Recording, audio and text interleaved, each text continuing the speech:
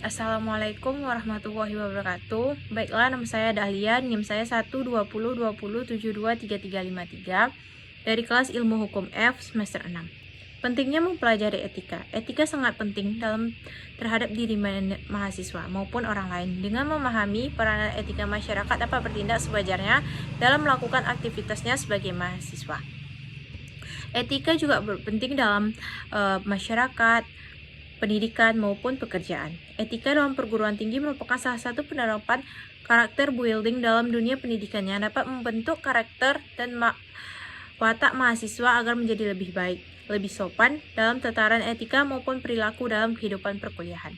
Beberapa etika di perguruan tinggi yang perlu direalisasikan dalam diri manusia mahasiswa yaitu antara lainnya yaitu menaati peraturan yang ada di fakultas atau kampus, mendidik para dosen mendidik mahasiswanya berperilaku sopan santun dalam bergaul di lingkungan kampus, berpenampilan elegan sesuai dengan peraturan yang ada di kampus. Yaitu selanjutnya yaitu tujuan dari etika. Tujuan dari etika yaitu untuk mendapatkan konsep mengenai penilaian baik buruk manusia sesuai dengan norma-norma yang berlaku. Sedangkan fungsinya yaitu untuk dijadikan pedoman dalam melakukan tingkah laku, menjadi batasan-batasan atas suatu perbuatan yang fungsinya untuk menciptakan suatu ketentraman bagi para individu selaku terkecil dalam masyarakat. Selanjutnya yaitu objek etika. Etika yaitu sebagai moralitas manusia. Satuan dari moralitas itu yaitu moral. Jika moral merupakan satu norma, maka dapat dipastikan moral mengandung nilai-nilai karena norma konkretisi dari nilai. Setiap tingkah laku atau perbuatan manusia yang pasti berkaitan dengan norma atau nilai etnis yang berlaku di masyarakat, sehingga dapat dikatakan bahwasanya tingkah laku manusia itu baik dia yang dialami secara langsung maupun tidak dapat dijadikan suatu bahan tinjauan tempat penilaian terhadap norma yang berlaku di masyarakat. Adapun objek dari etika yaitu ada dua objek, yaitu objek material, yaitu etika adalah tingkah laku atau perbuatan manusia, dan objek formal yaitu etika kebaikan dalam keburukan atau bermoral dan tidak bermoral di tingkah laku tersebut. Hubungan etika dengan agama. Etika mengajarkan nilai baik dan buruk kepada manusia berdasarkan akal, pikiran, dan hati nurani. Sedangkan agama mengajarkan nilai baik dalam buruk kepada manusia berdasarkan wahyu atau kitab suci yang kebenaran absolutnya yaitu mutlak dapat diuji dengan akal pikiran.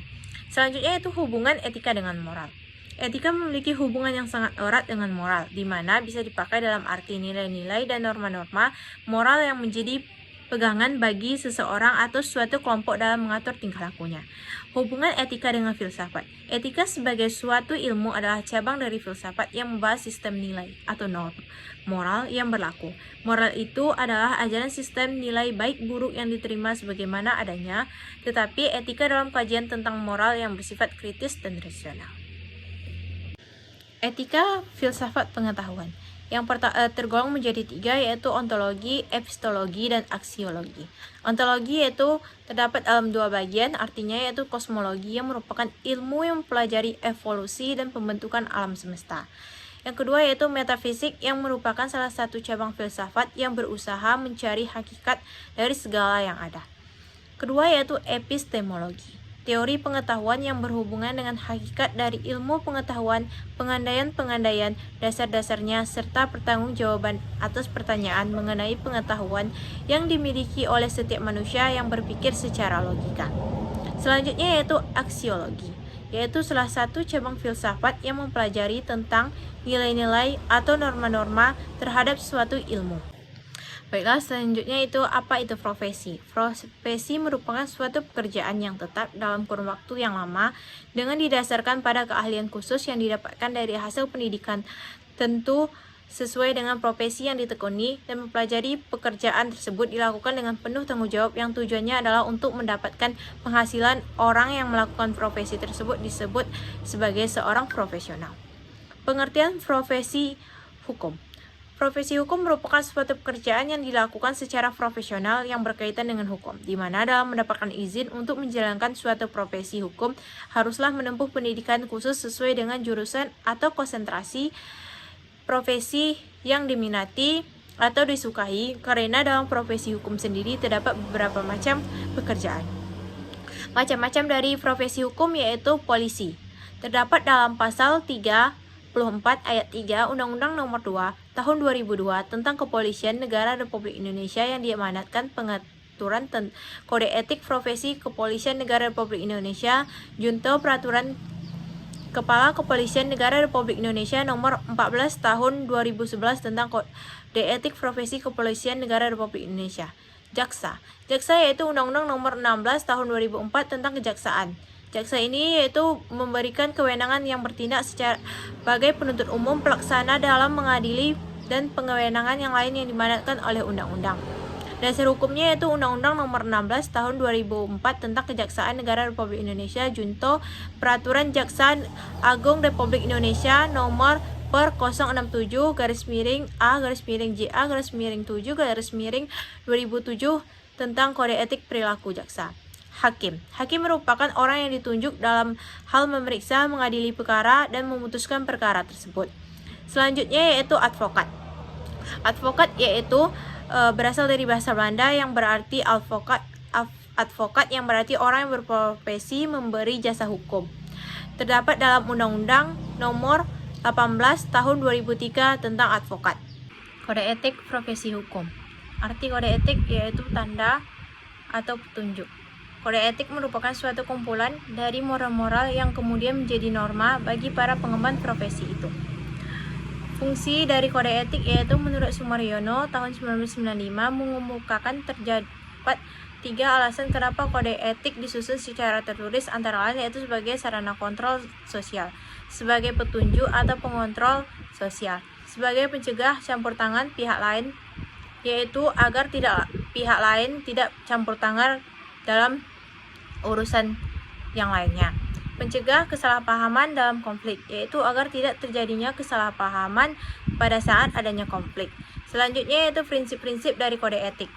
Prinsip tanggung jawab. Prinsip ini berarti bahwa para pengemban profesi harus senantiasa bertanggung jawab segala tindakan dalam juga akibat yang timbul dari profesi tersebut.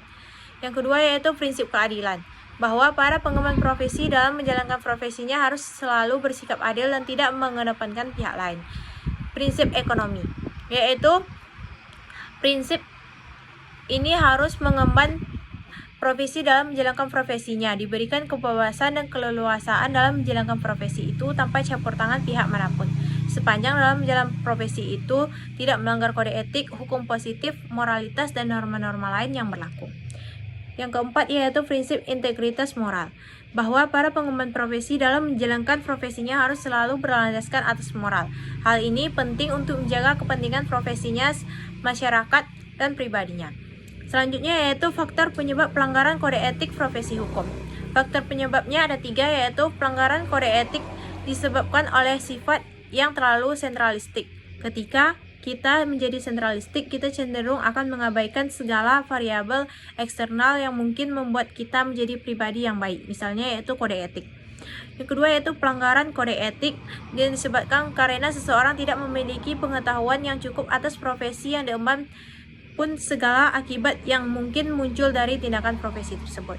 Selanjutnya yaitu terakhir sifat yang terlalu konsumtif dalam menjadi penyebab terjadinya pelanggaran kode etik. Pelanggaran kode etik akan terjadi ketika sifat konsumerisme, ketika kita menghabiskan materi kita padahal kita masih memilikinya. Hal ini membuat kita buta arah dan menghalalkan segala cara untuk memenuhi hasrat itu. Bahkan jika kita harus melanggar etika, lebih jauh melanggar hukum.